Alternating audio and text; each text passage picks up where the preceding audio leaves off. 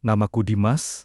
Aku hanyalah seorang pria biasa yang bekerja sebagai teknisi lapangan di sebuah perusahaan swasta. Hidupku sederhana, tapi aku selalu yakin bahwa cinta yang tulus jauh lebih bernilai daripada materi. 2 tahun lalu, aku menikahi seorang wanita bernama Rina. Dia adalah wanita baik, lembut, dan sederhana. Kami bertemu saat Somasima mengikuti kegiatan sosial di kampung. Dari situlah benih cinta tumbuh. Meski keluarganya lebih berada, Rina tidak pernah mempermasalahkan statusku. Ia bahkan memilih meninggalkan kenyamanan hidup di rumah orang tuanya demi membangun rumah tangga bersamaku di rumah kontrakan kecil di pinggiran kota. Hari-hari kami dilalui dengan penuh tawa dan kesederhanaan. Aku bekerja dari pagi sampai sore, sedangkan Rina membuka jasa kue rumahan. Setiap malam, kami makan bersama sambil saling bercerita, lalu menonton film di ponsel bersama, berpelukan di bawah kipas angin butut yang terus berderit. Orang bilang, tahun pertama pernikahan adalah masa paling berat, tapi bagiku dan Rina, itu justru masa paling manis. Tidak ada pertengkaran berarti, tidak ada keluhan yang berlebihan. Kami saling melengkapi, saling menerima kekurangan, dan saling menyemangati. Saat aku pulang lelah, senyum Rina adalah penawar terbaik. Ketika usahanya sedang sepi, aku membantunya mempromosikan QQ buatannya di tempat kerja. Kami benar-benar saling mendukung. Hidup kami belum mewah, tapi cukup. Dan yang terpenting, kami bahagia. Tapi, kebahagiaan itu ternyata tak berlangsung lama. Karena sejak ibunya Rina mulai sering datang ke rumah, perlahan segalanya mulai berubah. Awalnya, aku berpikir, kedatangan ibu mertua ke rumah kami hanya sekadar rindu pada anaknya. Wajar, karena Rina adalah anak perempuan satu-satunya. Tapi ternyata, kedatangannya lebih dari sekadar berkunjung. Ia mulai ikut mengatur kehidupan kami. Setiap kali datang, Ibu Rina selalu membawa sikap yang membuatku tak nyaman. Ia sering mengomentari rumah kontrakan kami yang dianggap terlalu sempit dan panas. "Masa anakku tinggal begini? Kamu nggak kasihan, Mas Dimas?" Katanya suatu hari sambil mengipas-ngipas dirinya dengan wajah tak puas. Ia juga mulai mengatur isi rumah. Beberapa barang digeser, bahkan ada yang dibuang begitu saja karena dianggap nggak pantas dipakai. Aku hanya bisa menahan diri demi menghormatinya sebagai orang tua istri. Tapi yang paling berat adalah ketika dia mulai mencampuri keputusan rumah tangga. Mulai dari masalah belanja, cara kami mengatur keuangan, bahkan sampai urusan pribadi seperti rencana punya anak. "Rina, jangan hamil dulu. Kalau masih tinggal begini, tunggu suamimu punya rumah sendiri," katanya dengan nada menyindir. Seolah lupa kalau kami sedang berjuang dari nol. Yang menyakitkan, Rina perlahan mulai berubah. Ia mulai sering membenarkan ucapan ibunya. Bahkan, saat aku mencoba berbicara baik-baik, Rina menuduhku tidak menghargai orang tuanya. Aku semakin terjepit. Di satu sisi, aku ingin mempertahankan rumah tangga, tapi di sisi lain, aku merasa harga diriku sebagai suami mulai diinjak-injak. Aku berusaha tetap sabar, tetap bekerja keras, tetap mencintai Rina seperti dulu. Tapi setiap langkah yang kuambil seakan tak pernah cukup di mata mertuaku. Campur tangan itu bukan lagi sekadar perhatian, tapi sudah menjadi kendali. Dan aku perlahan-lahan mulai merasa seperti orang asing di rumah sendiri. Hari demi hari, aku mulai merasakan jarak yang tumbuh di antara kami. Rina, wanita yang dulu selalu menungguku pulang dengan senyum hangat, kini lebih sering menatap layar ponselnya daripada wajahku. Bahkan, makanan favorit yang dulu selalu ia siapkan saat aku pulang kerja, kini mulai jarang tersaji di meja. Aku tahu perubahan ini bukan karena dia tak mencintaiku lagi, tapi karena pengaruh dari luar, tepatnya dari ibunya. Sejak mertua sering datang, Rina jadi sering membandingkan hidup kami dengan kehidupan kakak iparnya yang lebih mapan. Ia mulai bertanya, "Kapan kamu bisa seperti Mas Budi? Mereka baru nikah, udah langsung bisa beli rumah. Kamu kapan?" Awalnya, aku diam. Aku pikir itu hanya kekhawatiran sesaat, tapi makin lama, kata-kata itu berubah menjadi tuntutan. Rina mulai menyindir pekerjaanku yang dianggap nggak jelas masa depannya. Padahal, dulu, dia sendiri yang meyakinkanku bahwa cinta dan perjuangan lebih penting dari harta. Yang paling menyakitkan adalah ketika aku mendengar dia berbicara di telepon dengan ibunya. "Bu, aku capek hidup begini." Dimas terlalu santai, hidup serba pas-pasan terus. Kadang aku nyesel, ucapnya lirih. Aku mendengarnya dari balik pintu kamar, dan rasanya seperti ditusuk dari belakang. Aku mencoba bicara baik-baik dengannya malam itu. "Rin, apa aku sudah gagal jadi suami buatmu?" Rina hanya diam. Lalu tanpa menatapku, ia berkata, "Aku cuma pengen hidup yang lebih baik." "Mas, aku nggak mau selamanya begini." Sejak saat itu, hubungan kami tak lagi hangat. Tak ada lagi pelukan sebelum tidur. Tak ada lagi cerita panjang di meja makan. Yang tersisa, hanya dinginnya jarak. Dan sisa kenangan. Dan aku mulai sadar, bukan aku yang menjauh dari Rina, tapi dialah yang perlahan meninggalkan aku. Dengan langkah yang diseret oleh suara ibunya. Puncak kehancuran rumah. Tanggaku perlahan terlihat jelas saat ibu Rina mulai terang-terangan menjelekkan aku di depan keluarga besar. Tidak hanya di hadapan Rina, tapi juga saat acara kumpul keluarga. Dia tanpa malu-malu melontarkan kata-kata yang menusuk harga diriku sebagai suami. Kalau punya menantu, harusnya yang mapan. Ini kerjaannya cuma teknisi keliling. Gaji nggak seberapa, masa depan nggak jelas. Anak saya bisa jauh lebih baik dari ini. Ucapnya sambil tertawa kecil. Seolah itu lelucon biasa. Beberapa keluarga ikut tertawa. Sebagian hanya terdiam. Tapi aku rasanya seperti ditelanjangi di depan umum. Rina hanya diam, tak membelaku. Bahkan, kadang ia ikut menimpali dengan senyum pahit. Seolah mengiyakan. Sejak saat itu, hubungan kami benar-benar memburuk. Sekecil apapun kesalahanku, langsung menjadi besar setelah dibumbui oleh sang mertua. Suatu hari aku pulang terlambat, karena harus menangani kerusakan jaringan di luar kota. Dan Rina langsung marah besar. "Aku udah capek hidup sendiri. Terus, ibu benar.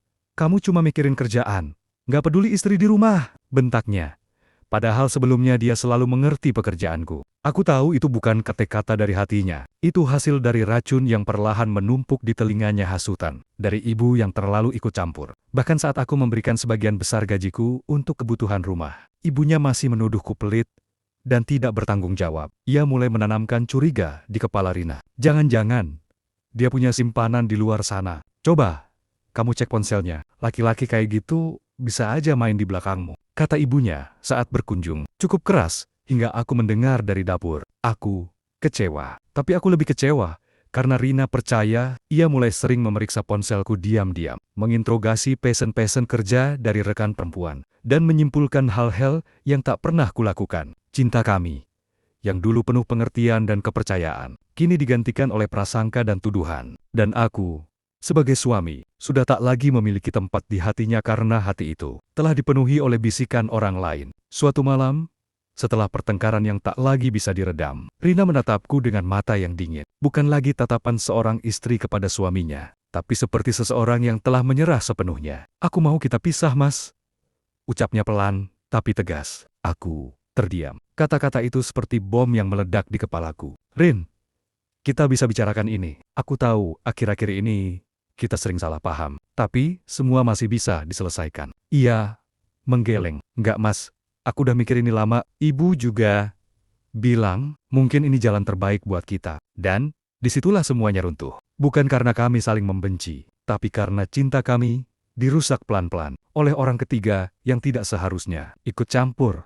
Mertuaku sendiri. Aku menatap wajah Rina lama, mencari sisa-sisa cinta di matanya. Tapi yang kutemukan hanya keraguan dan rasa bersalah yang entah karena apa. "Apa salahku, Rin? Aku memang bukan suami yang sempurna. Tapi aku kerja siang malam buat kamu. Aku korbankan waktuku, tenagaku, demi rumah ini." Rina terisak, tapi ia tetap berkata, "Aku cuma ingin hidup lebih baik, lebih terarah." Aku lelah terus bertahan di tengah keterbatasan. "Mas, aku pengen bebas dari tekanan." Tekanan dari siapa? Dari hidup kami. Atau dari ibunya yang selalu membisikkan bahwa aku bukan siapa-siapa. Akhirnya, kami bercerai. Aku menandatangani surat itu dengan tangan gemetar. Bukan karena takut kehilangan, tapi karena merasa gagal mempertahankan sesuatu yang dulu sangat aku jaga sepenuh hati. Hari itu aku meninggalkan rumah. Kontrakan kami, rumah yang pernah menjadi saksi tawa, cinta, dan mimpi-mimpi kami. Kini, hanya jadi kenangan pahit yang kutinggalkan di balik pintu yang tertutup. Setelah perceraian itu, aku pergi meninggalkan rumah kontrakan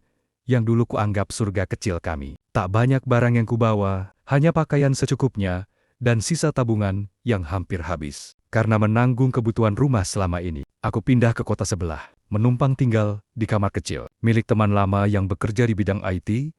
Di sanalah aku mulai menata ulang hidupku dari nol, sepi, sakit, tapi aku tidak ingin hancur terlalu lama. Siang aku tetap bekerja sebagai teknisi. Malam, aku ikut kursus daring tentang perangkat lunak dan jaringan. kadang begadang hingga dini hari demi belajar hal baru, demi bisa naik kelas dari hanya teknisi lapangan ke arah yang lebih baik. Aku tidak ingin selamanya berada di posisi yang sama. Rasa kecewa terhadap Rina masih ada, tapi aku memilih tidak tenggelam dalam luka itu. Sebab, kalau aku jatuh, maka semua perjuanganku selama ini benar-benar sia-sia. 3 bulan setelahnya, aku berhasil mendapatkan sertifikasi profesional. Gajiku naik, dan perlahan, aku dipercaya menangani proyek-proyek teknis skala besar. Uang mulai mengalir lebih baik, dan aku bisa menyewa apartemen kecil, mengganti motorku yang tua dengan kendaraan yang lebih layak. Beberapa teman lama bahkan tak menyangka aku bisa berubah secepat itu. Tapi mereka tidak tahu bahwa di balik perubahan itu ada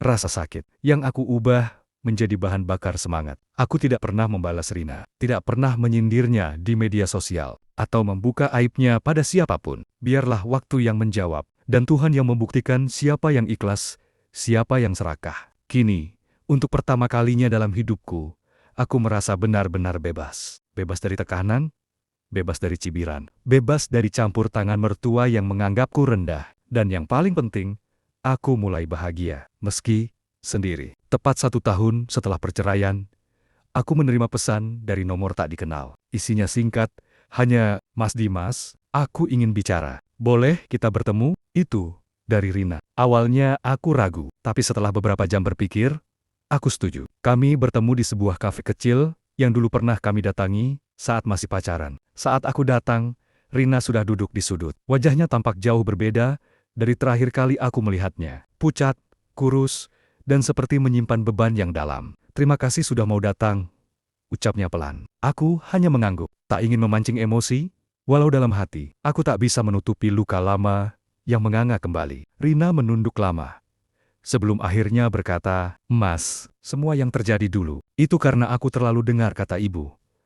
Aku pikir beliau tahu yang terbaik, tapi ternyata suaranya mulai bergetar." Ia menyeka air matanya, lalu melanjutkan, "Beberapa bulan setelah kita cerai, ibu ngomong terus terang. Ternyata dia memang sengaja ingin kita pisah. Dia bilang, 'Mas nggak layak buat aku.' Dia ingin aku nikah sama pria lain, anak temannya, yang katanya lebih mapan. Tapi waktu aku coba dekat, orang itu malah main-main. Aku dipermalukan, Mas." Aku terdiam, menatap meja. Rasanya seperti luka lama dibuka paksa. Tapi kini, dengan bukti bahwa yang menghancurkannya memang bukan sepenuhnya salahku. Aku salah, Mas. Aku bodoh. Aku biarkan orang lain masuk terlalu jauh ke rumah tangga kita. Aku hancurkan laki-laki yang benar-benar berjuang. Buhat, tangisnya pecah di hadapanku. Ia sudah tak peduli lagi dengan pandangan orang-orang di sekitar. Tak lama, ia mengeluarkan sebuah amplop berisi foto. Dalamnya terlihat mertuaku ibunya terbaring di rumah sakit. Menurut Rina, ibunya divonis sakit keras, dan kini menyesal atas apa yang telah ia lakukan pada rumah tangga kami. Ibu nanyain Mas terus. Dia nyesal. Katanya, cuma ingin kamu maafin dia sebelum ajalnya datang. Aku menatap mata Rina. Mata yang dulu begitu aku cintai. Tapi kini, yang tersisa hanyalah rasa perih dan luka yang sudah terlalu dalam untuk kembali seperti semula. Aku menarik napas panjang, lalu menjawab, "Aku akan maafkan. Bukan karena aku lemah, tapi karena aku sudah belajar untuk ikhlas." Tapi Rina, ada hal-hal dalam hidup yang kalau sudah rusak, nggak bisa dikembalikan seperti dulu. Dia menunduk, menangis lebih keras. Tapi, aku hanya bisa diam, sebab kadang, penyesalan datang saat semuanya sudah terlambat. Beberapa hari setelah pertemuan itu, aku memutuskan mengunjungi rumah sakit tempat Ibu Rina dirawat. Bukan karena hatiku lembut, tapi karena aku butuh menyelesaikan semuanya, agar tidak ada lagi beban di dalam hati, terutama untuk diriku sendiri. Saat aku masuk ke ruang perawatan, aku melihat sosok yang dulu begitu membenciku terbaring lemah. Tubuhnya kurus, rambutnya memutih, matanya berkokok-koka saat melihatku datang. "Dimas," suaranya parau. Ia berusaha tersenyum, meski terasa getir. Aku hanya berdiri di samping ranjangnya. Ada jeda panjang sebelum ia akhirnya bicara. "Kamu lelaki baik, Dimas. Aku yang salah menilaimu. Aku terlalu sombong. Aku pikir kekayaan bisa menjamin kebahagiaan anakku. Ternyata, aku salah besar." Ia menangis. Tangis yang penuh penyesalan. "Bukan lagi kebencian. Aku rusak rumah tangga kalian karena gengsiku sendiri. Aku takut anakku hidup susah. Tapi justru, aku bikin dia kehilangan laki-laki terbaik yang pernah dia punya. Kata-katanya menghantamku, bukan karena marah aku sudah melewati fase itu, tapi karena luka yang ia toreh. Kini menyakitkan juga bagi dirinya sendiri. Aku menatapnya lama. Sebelum akhirnya berkata, saya sudah maafkan ibu. Tapi hidup tidak selalu bisa kembali seperti semula. Rasa sakit itu tetap ada. Meskipun sudah dimaafkan, ia mengangguk pelan, seolah menerima kenyataan itu. Di sudut ruangan, Rina berdiri sambil menangis. Ia mungkin berharap aku akan kembali. Tapi aku tahu, kembali hanya akan membuka luka yang pernah kupaksa sembuhkan. Sejak pertemuan itu, aku tak pernah datang lagi ke rumah sakit. Tapi kabar terakhir yang kudengar, Ibu Rina meninggal seminggu kemudian dengan membawa penyesalan di dadanya. Dan Rina, ia hidup sendiri sekarang. Pernah beberapa kali menghubungiku, mengajak bertemu, sekadar bicara. Tapi aku menolak, bukan karena benci, tapi karena aku telah memilih jalan yang berbeda, jalan yang membuatku tenang, meski tanpa dia. Penyesalan memang selalu datang terlambat, dan kadang tak semua hal bisa diperbaiki hanya dengan air mata dan kata maaf. Waktu terus berjalan. Luka itu tak benar-benar hilang, tapi aku belajar hidup bersamanya. Kini aku telah menjadi seseorang yang jauh lebih kuat dan mapan. Bukan karena balas dendam, tapi karena luka masa lalu yang kujadikan pondasi untuk berdiri lebih tegak. Rina tidak pernah menikah lagi. Sesekali aku mendengar kabar dari teman lama atau media sosial ia kini membuka usaha kecil dan tinggal sendiri. Wajahnya di foto-foto itu terlihat lebih tua dari usia sebenarnya. Di matanya masih terlihat kesedihan yang tak bisa disembunyikan. Suatu hari, aku bertemu dia secara tak sengaja di sebuah acara komunitas sosial. Dia hanya menatapku dari jauh. Senyum tipis, di wajahnya senyum yang penuh dengan kata-kata yang tak pernah terucap. Aku membalas senyum itu. Singkat, lalu berlalu. Tidak ada pelukan, tidak ada permintaan kembali. Hanya diam dan perpisahan yang benar-benar tuntas. Malam itu, saat aku pulang ke apartemenku yang tenang, aku duduk di balkon sambil menatap langit. Angin malam berhembus lembut. Dan untuk pertama kalinya setelah sekian lama, aku merasa damai. Aku telah kehilangan istri, keluarga, bahkan harga diriku di mata mereka dulu. Tapi, aku tak kehilangan jati diriku sendiri. Aku tetap lelaki yang setia, yang bertahan, yang berjuang. Dan mungkin ini bukan akhir yang bahagia seperti di cerita-cerita dongeng, tapi ini akhir yang jujur, akhir yang menyakitkan, namun melegakan. Karena pada akhirnya, aku belajar, tak semua orang yang kita perjuangkan pantas untuk dipertahankan, dan tak semua luka harus sembuh agar kita bisa bahagia. Kadang, cukup dengan menerima dan melepaskan.